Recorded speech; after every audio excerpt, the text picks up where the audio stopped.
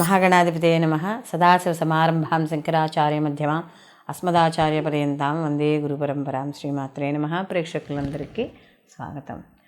2024 సంవత్సరంలో మనకి రవి శనులు ఇద్దరూ కూడా ఒకే రాశిలో కలవడం అనేది జరుగుతోంది.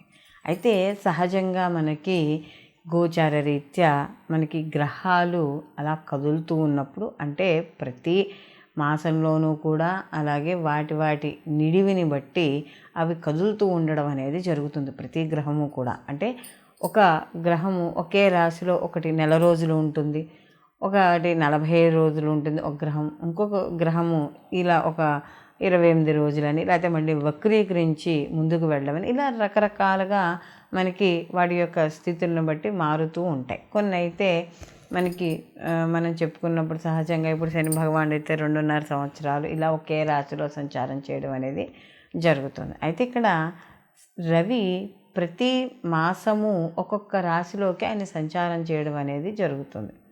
అలాంటప్పుడు ఈ యొక్క శని భగవానుడు కుంభరాశిలో తన స్వక్షేత్రంలో మూల త్రికోణ స్థానంలో ఉండంగా, రవి కూడా ఈ 2024 ఫిబ్రవరి మాసంలో మనకి రవి కూడా అక్కడికి ప్రవేశించడం అనేది జరుగుతుంది. ఫిబ్రవరి 14వ తారీఖు నుండి ఒక నెల రోజుల పాటు ఇంచుమించు, అంటే మార్చి 13వ తారీఖు వరకు కూడా ఆయన అక్కడే సంచారం అనేది జరుగుతుంది. అయితే ఇక్కడ రవి శనులు ఇద్దరూ కూడా శత్రువులు, తండ్రి కొడుకులైనా కూడా రెండు విరుద్ధ గ్రహాలుగా మనం చెప్పడం అనేది జరుగుతుంది.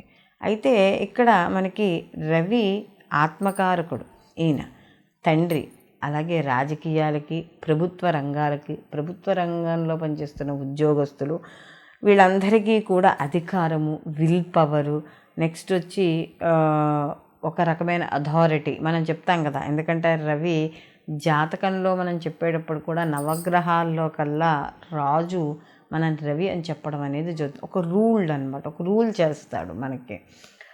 అయితే ఇక్కడ శని భగవానుడు వచ్చేటప్పటికి ఏమవుతుంది అంటే కర్మకారకుడు, అలాగే ఒక పద్ధతులు, ఒక మంచి, ఒక ఇది చెడు, ధర్మబద్ధమైన జీవితము, ఇలాంటి వాటి అన్నింటికీ సహనము, ఓర్పు, ఒక రకమైన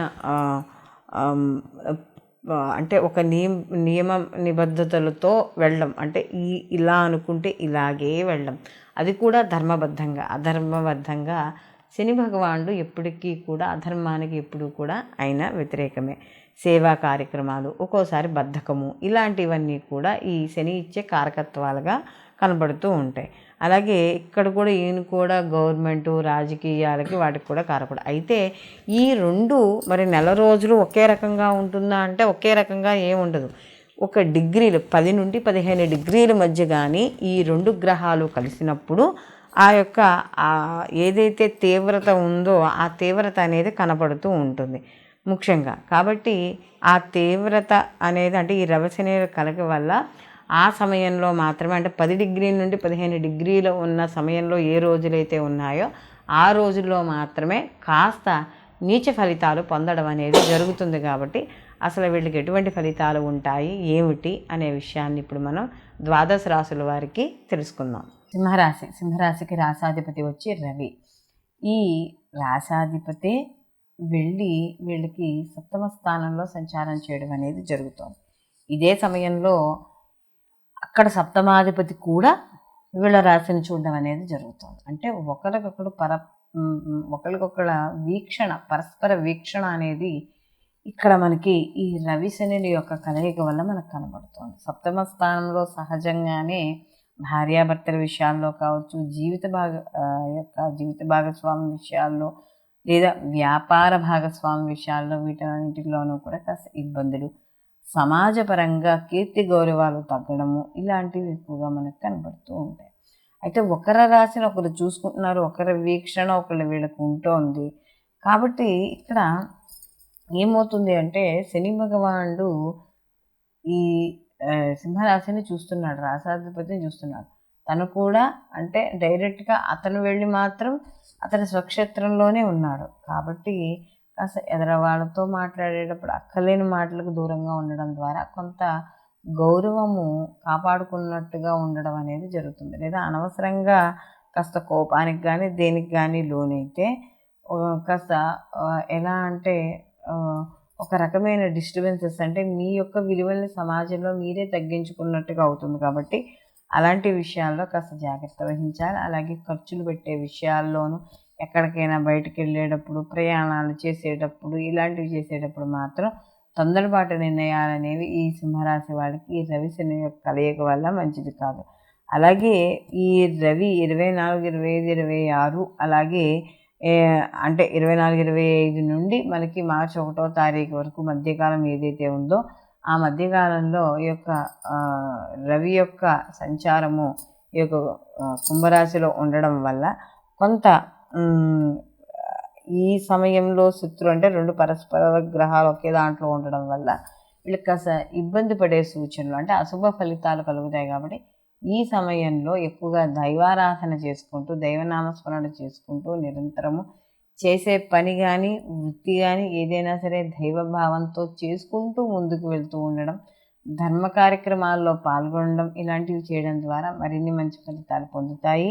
వీళ్ళకి ప్రతిరోజు కూడా వీళ్ళు ఈ యొక్క సింహరాశి వాళ్ళు ఆదిత్య హృదయ పారాయణ చేయించుకోవడము, అలాగే మనకి ఎర్రటి పూలతో సూర్యభగవాన్ని అర్చన చేయడం, అర్ఘ్యాలు ఇవ్వడం, ఇలాంటివి చేయడం ద్వారా మరిన్ని మంచి ఫలితాలు పొందడం అనేది జరుగుతుంది. మనము ప్రతి రాశికి సంబంధించి ఈ శని భగవానుడు రవిల యొక్క కలయిక గురించి మనం చెప్పుకున్నాం. అంటే వీళ్ళకి ఉండే శుభ ఫలితాలు ఏమిటి, అశుభ ఫలితాలు ఏమిటి అనేది మనం చెప్పుకున్నాం. అయితే ఇక్కడ ఇవి గోచార ప్రకారం మనం చెప్పుకునే ఫలితాలు. అంటే ఈ నెల రోజుల సమయంలో ఈ యొక్క రవి మరియు శని భగవానుడి యొక్క కలయిక వల్ల ఆ రాశికి, అంటే మనం ఇప్పుడు ఏ రాశి అయితే చెప్పుకున్నామో ఆ రాశికి వచ్చే ఫలితాలు. అయితే ఇక్కడ మనం చెప్పుకున్నట్టుగా సహజంగా మనం ఈ రవి శని యొక్క కలయిక అనేటప్పుడు యుద్ధంతో మనం భావించినట్టుగా ఉంటుంది. ఎందుకంటే తండ్రి కొడుకులకు ఎలా పడదో అలాగే ఈ రవి శనువులు కూడా కలిసినప్పుడు ఇక్కడ పడకపోవడం అనేది ఉంటుంది. అయితే కొంత స్థితులను బట్టి కానీ వాటి యొక్క ఏవైనా శుభగ్రహ వీక్షణలు కానీ ఏవైనా ఉన్నా కూడా కొంతవరకు అనుకూలమైన ఫలితాలు పొందడం అనేది కూడా జరుగుతుంది. అయితే ఇక్కడ తన ఇంట్లోకి తండ్రి వచ్చాడు కాబట్టి ఎంతో కొంతవరకునైనా కూడా సహనం అనేది ఎందుకంటే శని భగవానుడు ధర్మానికి ప్రతీక కాబట్టి ఆయన్ని శత్రువుగా ఈయన భావిస్తాడేమో కానీ ఈయన మరీ తండ్రిని మరీ అంత శత్రువుగా ఈ శని భగవానుడు చూడు. ఎందుకంటే పెద్దలంటే గౌరవం ఉన్నవాడు, తల్లిదండ్రులను సేవించేవాడు. తల్లిదండ్రులను సేవిస్తే ఆయన యొక్క అనుగ్రహం అనేది ఖచ్చితంగా పొందుతామని అందరికీ తెలుసు. అలాంటి శని భగవానుడికి తన యొక్క ఇంట్లోకి సూర్యుడు రవి వచ్చినప్పుడు కొంతవరకు అనుకూలమైన ఫలితాలు ఉన్నప్పుడు ఉండడం అనేది జరుగుతుంది.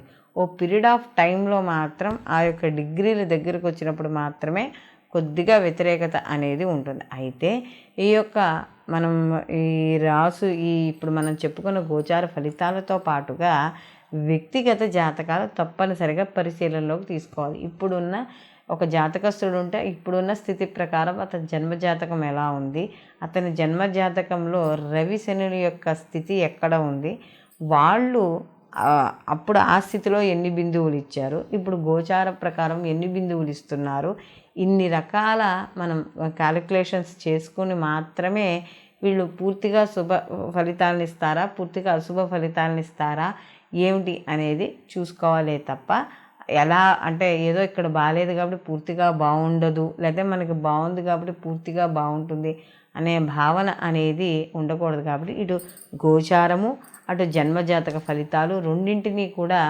తప్పకుండా పరిశీలనలోకి తీసుకోవాలి. సర్వే జన సుఖినో భవంతు, లోకా సంస్థ సుఖినో భవంతు.